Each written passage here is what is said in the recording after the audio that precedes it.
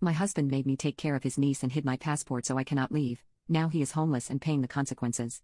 My husband became the legal guardian to his sister's daughter 2 months ago. She lost her single mom last year. My in-laws took her in, but they were too old.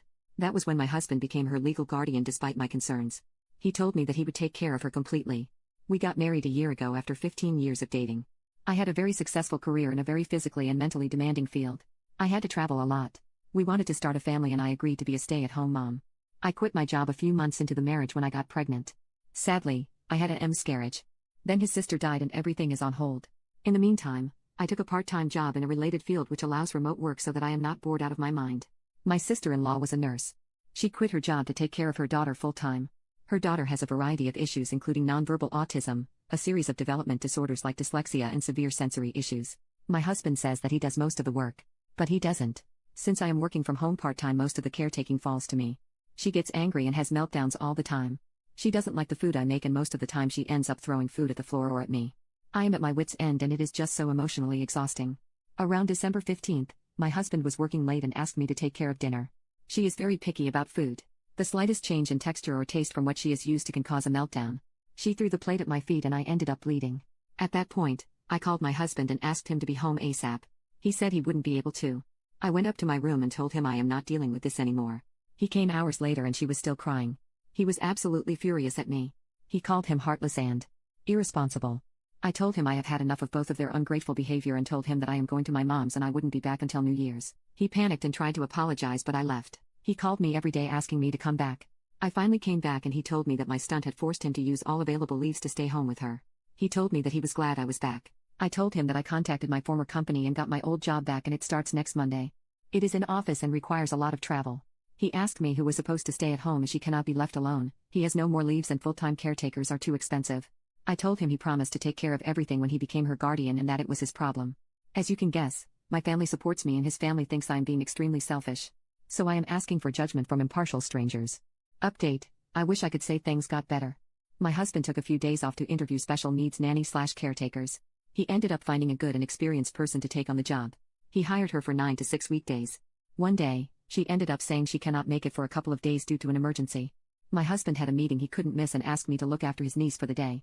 I refused and he took my car keys while I was getting ready and left before I noticed so that I could not go to work. I grew up with a narcissistic, gaslighting father who did stuff like this all the time. I told him to come back in 1 hour or I will call CPS and once they get there, I will call a cab and get to work. He ended up driving back and this turned into a big fight and I told him that if he does it again, I will walk out and never look back. He apologized and said that he was just desperate. The worst happened 2 weeks ago. I needed to travel for a couple of weeks for work and I could not find my passport.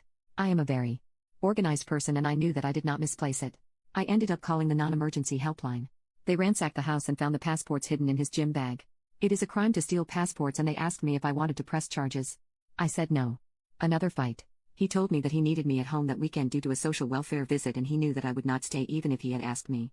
I kicked them both out of my house and I told him I would call the police if he came near me again. My house is a premarital asset, thank God for that. I told him that I would be filing for divorce. The welfare visit turned into poop as neither of them were living there when the worker showed up and the social worker also knew about the recent call to the non-emergency helpline. So, all in all, she was not impressed with our bull poop.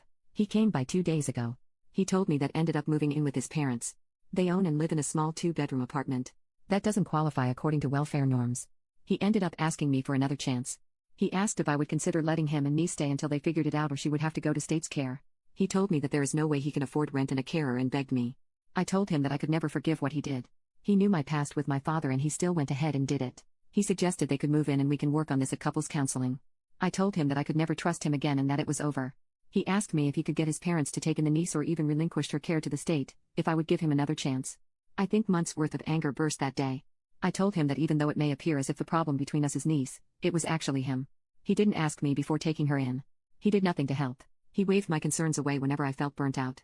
He took on a responsibility without consulting me and dumped everything on me. He chose to take my keys. He chose to hide my passport. I told him things may have been different. Him, my niece and I may have adapted and become a family if he hadn't made the wrong choice, at my expense, at every turn.